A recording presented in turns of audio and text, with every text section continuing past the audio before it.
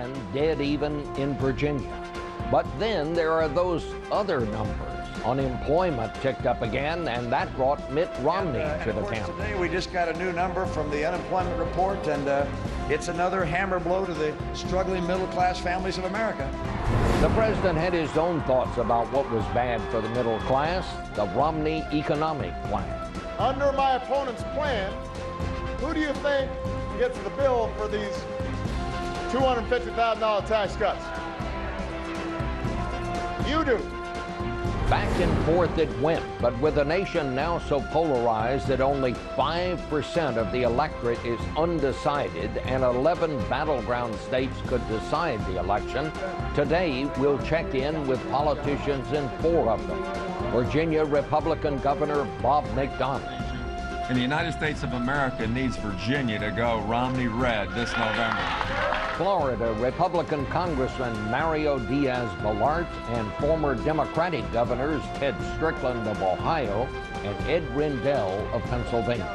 For analysis, we'll hear from Michael Crowley of Time Magazine, Bloomberg White House correspondent Juliana Goldman, and our own Jan Crawford and Nancy Cordes. We'll close with a rare interview with Sandra Day O'Connor, long retired from the Supreme Court, but still making a difference. Because this is Face the Nation.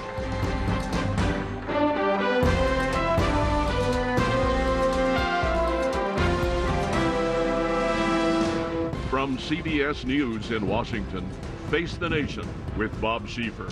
And good morning again. Well, it's coming down to 11 states that are now basically ground zero for the candidates. Florida, North Carolina, Virginia, Pennsylvania, New Hampshire, Wisconsin, Ohio, Iowa, Colorado, Nevada, and New Mexico. The nation is so polarized now that the undecided votes in these states represent about 5%, and that is consistent with the rest of the country. 39 states lean so heavily to one candidate or another. Both candidates are focusing their efforts now on those 11 states. So to give us an update on what's going on out there in some of these key battlegrounds, we're joined today by 2 Republicans, Virginia Governor Bob McDonnell. He's in Richmond, and Florida Congressman Mario Diaz-Balart. He is in Miami. On the Democratic side, former Pennsylvania Governor Ed Rendell, who has a new book out called A Nation of Wusses. And here in the studio, the former governor of Ohio, Ted Strickland. Governor McDonnell, I want to start with you because I think both sides in this campaign, strategists for both of these campaigns have told me that Virginia may well be the closest of all. It may turn out to be the one that decides who's going to win this election. So let me just ask you, where do you think the race is now in Virginia? Well, Bob, I think it's probably a dead heat right now, but that's a long way Mitt Romney's come in the last 4 months when he was down by 8 points. But since he captured the nomination and the grassroots is organized on the ground, the enthusiasm gap clearly on the Republican side. But I think most importantly, while it's a dead heat right now, the momentum is going to continue to go for Mitt Romney because people are realizing this is a very serious election. It's about jobs and the economy. It's about debt and deficits. And it's about who's got the vision and the leadership for the future of America. And when your unemployment rate is 8.8% for no more than 42 months, and you're added $5 trillion to the national debt, and you have no plan on energy, that doesn't work well for the independent voters in Virginia. And I think Virginia goes for Romney. I think it'll be close and competitive, but Mitt Romney's got the best ideas for the citizens of Virginia. I think, as a matter of fact, the unemployment now is 8.2. If I'm correct in the latest numbers that were out. But well, it's 8. Yeah, it's well, 8.3, but it's been over 8 for 41 months. Is my point. That's not good enough. Okay, let me go to you, Governor Strickland.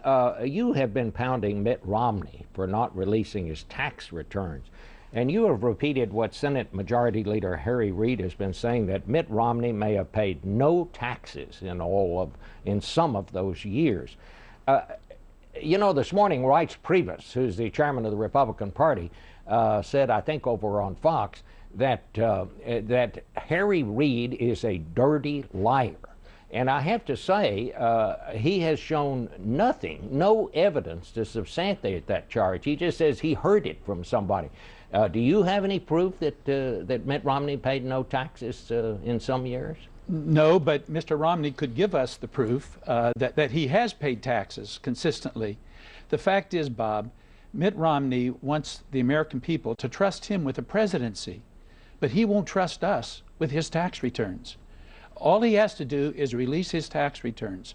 The question that I think is this: why is Mitt Romney refusing to give us his tax returns? You know, I take your point, Governor, but isn't this kind of like Joe McCarthy back in the era when he said, I have here in my hand the names of 400 people in the State Department who are communists? It turned out he didn't, and he was saying the way to prove that they're not is for them to come forward here. Yeah, I mean, asking somebody to come forward to just because there's been an unsubstantiated charge, that's a little thin to me. That's not the reason, Bob. He should come forth with his tax returns, not because there's been a charge, but because the American people deserve to know what is in his tax returns. His father, as we all know... So you're saying maybe that's not true, that he hadn't paid any taxes. But you have said maybe he didn't. I'm not accusing him of anything except what he is doing invites speculation, quite frankly. The people want to know why he has his tax returns. Bob, he gave them to John McCain for, I think, 23 years. Why is he now, since he's seeking the presidency, saying to the American people, you don't deserve to see my tax returns? That's a legitimate question in the minds of the American people. Let me just go back to Governor McDonnell. Do you think he could end this all by just putting his returns out, Governor? Hey, you know, this is a reckless and slanderous charge by Harry Reid. This is a guy who hadn't released his own returns and for 3 years can't get a budget passed in the United States Senate. You know, Bob, people don't care about Mitt Romney's tax returns. They care about their own tax returns and the taxes that are going to be increased under President Barack Obama, where nearly 1 million small business people are getting a whopping tax increase. That's the issue in this race. This is a more change the situation, hide the ball, where they don't want to focus on jobs in the economy and spending and debt and deficit and energy because their record is so bad. And of course, they're trying to change the subject to tax returns. You know what you know about his tax returns? He's paid his taxes. He's a very generous man, and he's made a lot of money because he's been successful. Why don't we start talking about the things that are important that people are going to vote about, and that's jobs and spending. All right. How about that, Governor Rendell? What's your response? Why not? Well, of course he should release his tax returns. We all do it. It's become commonplace in American politics. And as Ted was about to say, Governor Romney's father sort of set the tone by releasing 25 years of his tax returns. It's a basic elemental thing we do. People, I agree with Governor McDonnell, it's not a central issue, but people want to know if American politicians pay their taxes fairly like everybody else. And Governor Romney could absolutely do away with this issue. We all do it in virtually every election in America. So just, Mitt, go ahead and do it. How is the race now up in Pennsylvania, Governor? I mean, you obviously, you're a Democrat, but the Obama people tell me they're not advertising in Pennsylvania right now. Does that mean that you all think you got a lock on this thing? Well, there are 2 polls out that show it's 11 points. But I don't believe those polls. And Bob, let me say the figure you gave about only 5% of the American public being undecided, that's, I'm sure they told the pollsters that, but that's not a given. What happens post-Labor Day is people start paying more attention to the campaign. We've got the convention speeches, we've got the 3 debates. A lot of those so-called firmly decided voters can still shift. The polls showed President Obama leading by 11 points in Pennsylvania. That's what he won by in 2008. I don't believe that. I believe it's going to be closer. We've got a very serious problem with a bad voter ID law. If the courts don't throw it out, could cost us 100,000 votes. So this isn't over in Pennsylvania. And if you're a supporter of the president, don't think by a long shot it's over. Let me go down to Florida now. Congressman Diaz-Balart, first give us the situation down there. And also, what about this whole deal about the tax returns? Is this an issue down there? Should Governor Romney release his returns? Bobby, he's released his return. He's more than complied with the law. He's done more than Harry Reid, by the way, has done to this day. And let's talk about what the real situation is here in Florida. A couple numbers that do matter. Gas is about twice as expensive as it was before President Obama swore in. President Obama's health care law rated Medicare in the tune of $500 million to create a new program. Medicare, by the way, that according to the Medicare actuaries is about to go bankrupt within a decade. The deficit has been, trillionary deficit, even though he said he was going to cut it in half in his first term. He hasn't done so. We already talked about the situation of the debt. But unemployment, the unemployment numbers are, again, 42 months of over 8% unemployment. I believe it's the longest record of 8% or above since those numbers have been kept. And here's the irony. The President of the United States has been there now for 3.5 years, and he refuses to talk about anything that he's done. Why? Because unfortunately, what he's done has been disastrous for the employees, for people trying to get jobs, for middle America, for middle-income America. So every time that the president speaks, or some of his surrogates, they try to talk about anything except the real situation. And right now, people can't get jobs. Millions of Americans are either underemployed or unemployed. That's the real issue, Bob. And it's really sad that the President of the United States, the most important elected official in this country, refuses to talk about issues that are important because he's scared to talk about his real record, which has been dismal for the economy of the United States. Do you think that's not true? What? The president's talked about the fact that we've created 4.5 million private sector jobs in the last 29 months, 29 straight months of gains. He talks about the auto bailout, which Governor Romney opposed, which has been hugely successful. He talks about the fact that we've created 500,000 new manufacturing jobs, 25,000 new manufacturing jobs just in July alone. The president could do much more. He's cut small business taxes 18 times. He could do much more if the Republican Congress agreed to pass things in the Jobs Act that the president proposed last October, like tax incentives for small businesses that create jobs, infrastructure development. But the Republicans won't do that. Let the congressman back in. If I may, Bob, look, again, where are those jobs? Unemployment above 8%. So no, it is true. It is true that unemployment has been above 8% for 42 months. It is true that it's been 120 days since he's even met with his own economic council. Here's a president who, again, the economy is in shambles, where people cannot find jobs, and yet he keeps saying, as the governor has just said, hey, things are great. The economy is wonderful. Say things are great. You're doing really, really well. We're telling people the truth. I did not interrupt you. Yeah, I did not interrupt you, Governor. I don't think he is saying that, Congressman. He's saying we got to do a lot better. But let me move on here. Governor Strickland, you were saying as we sat down at the table that you think this may have something to do with the impression these candidates are making, and then in the end it may be that. Tell me what you were talking about. Well, I think people are coming to see Mr. Romney, Governor Romney, as a person who has been born into and lived in privilege, has made a lot of money by closing factories and laying off workers and taking away pensions and benefits, sending jobs overseas, wanting tax reform that will benefit himself to the detriment of the working middle class in this country.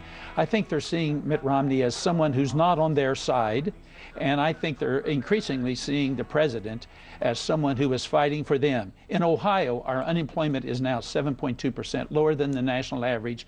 We've created 45,000 new manufacturing jobs since 2010, and that's due in large part to the fact that the auto rescue has helped Ohio and Michigan and Pennsylvania and Indiana and so many other states. 1 in 8 jobs in Ohio is related to the auto industry, and Ohioans understand that. We are a common sense state, and we're common sense people, and we understand that the president is on the side of the working middle class and Mitt Romney is for the 1%. Well, let me just ask Governor McDonnell about that, because some people within the Republican Party are saying that maybe Governor Romney made a mistake by not running more positive ads in the beginning in sort of telling voters who he was, because he faced this onslaught of negative ads during the Republican primary, and then again when the primaries were over, he got it from the Obama people.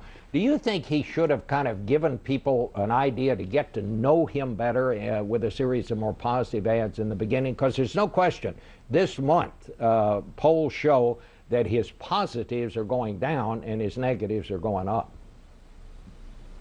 Well, Bob, this is a serious election. It's not about personality. It's not about rhetoric. It's about results. And Mitt Romney isn't interested necessarily in being the most popular. He wants to be the most effective president. You know, today is the one-year anniversary since the credit of the United States of America was downgraded by Standard & Poor's. Gas prices double, unemployment over 8%, the largest increase in debt in American history, and we're concerned about who's the most popular. This is, well, you know, Governor, the larger the issues get for America, the smaller this president gets. Can you get elected without being the most popular? But it's not about personalities, and that's what the president is trying to make this about. You know, that message of hope and change and all that popularity 4 years ago, it's now a record in a campaign of fear and division. And Mario's exactly right, avoiding the issues. We're in serious trouble in America. We're in great debt. We have no energy plan, and this president's talking about tax returns and health care. He just doesn't get it. That's why he came to Virginia and told people that they didn't build it, that somebody else made it happen. Well, so we're going to talk about that some more. We'll talk about that some more. We've got to take a break for a commercial here in a minute. To be middle class in America again. We're going to restore our land of opportunity. We're not going to have our country. So we're back now with our panel, and let's talk about who Mitt Romney is going to pick to be his running mate. Governor McDonnell, you are one of those that people keep saying are on the short list. Are you actually? Really? You're kidding. Are you being vetted? You know, I'm not talking about it. That's up to Mitt Romney. He's going to make that announcement soon. But I tell you what, vice presidents don't win elections. Presidents and their candidates and their vision do. And Mitt Romney's vision for the middle class that he outlined this week on jobs and deficit reduction and small business promotion and energy is the way to go. I'll wait to hear, and as soon as I find out, I'll let you know, Bob. All right. Congressman Diaz-Balart, do you know, and have you heard whether it's Governor McDonnell? I'll tell you what, Governor McDonnell would be a great vice president, but I have not heard. I know that Mitt Romney is seriously looking at who would be the right person who could step in. That's who he will choose. And on your show, you have one of those that would be a great vice presidential candidate, but I really have no idea. But what about Marco Rubio, who's from your state? Would he be better?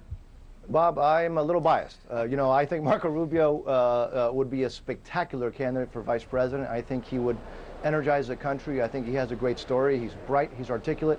He's a lot more experienced than Mr. Romney was when he got elected. But again, I know that Mitt Romney is going to make the right choice. Governor Rendell, as an outside observer, who do you think he's going to pick and why?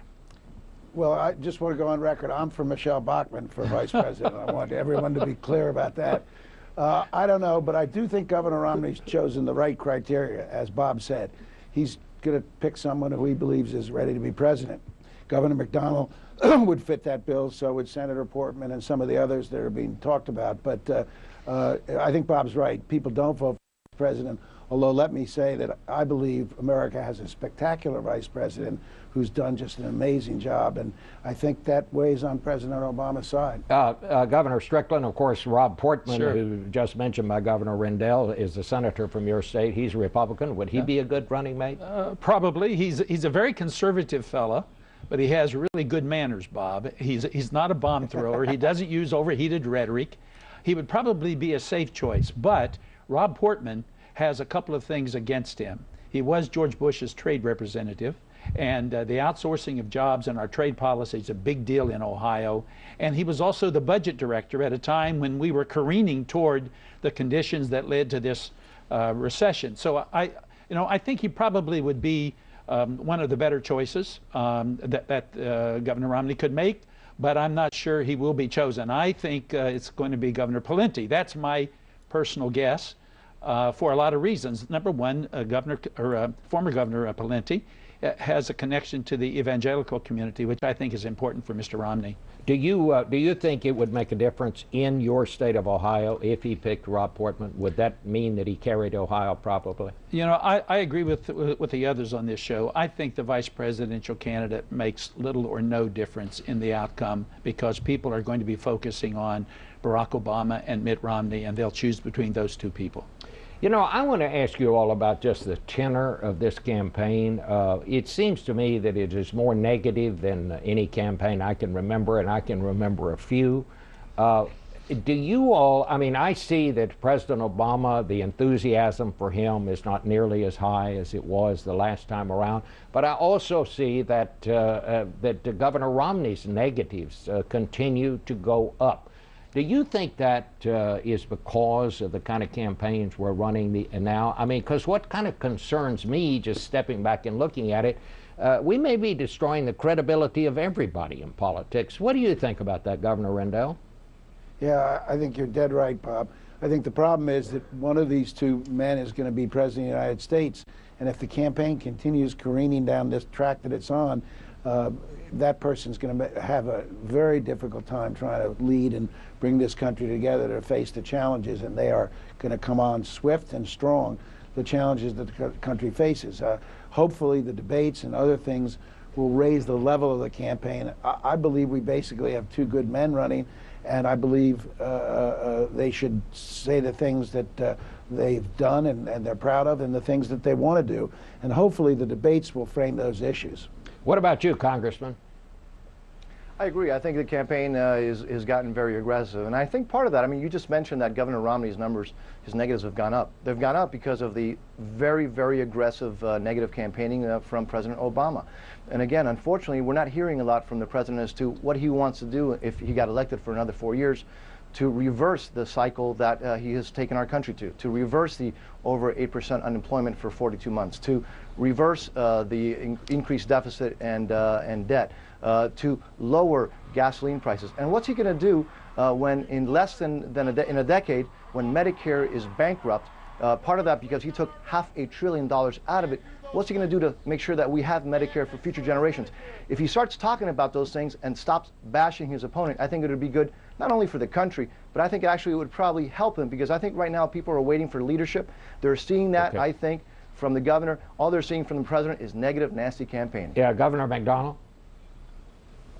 Well, I really think there's a broad agreement that we need more civility in politics. We need strong leadership to bring people together, to unify and not divide people along class lines, which I think the president has done. I think he had a remarkable opportunity a couple of years ago and has largely blown it. And I think this is the bottom line in the campaign, is the president's a good man. He's a good family man. But his policies just haven't worked. And now it's time for a change. It's time for a new, strong leader, somebody with the Reagan-Romney optimism about the future of America that celebrates success and gets everybody involved with the restoration of the American dream. I think Romney's the guy to bring people together. All right, 20 seconds, Governor Strickland. Well, I think the country's polarized, and I think the issues are very serious, and I think that's being reflected in what we're seeing out of these campaigns. But it'll come down to this, Bob.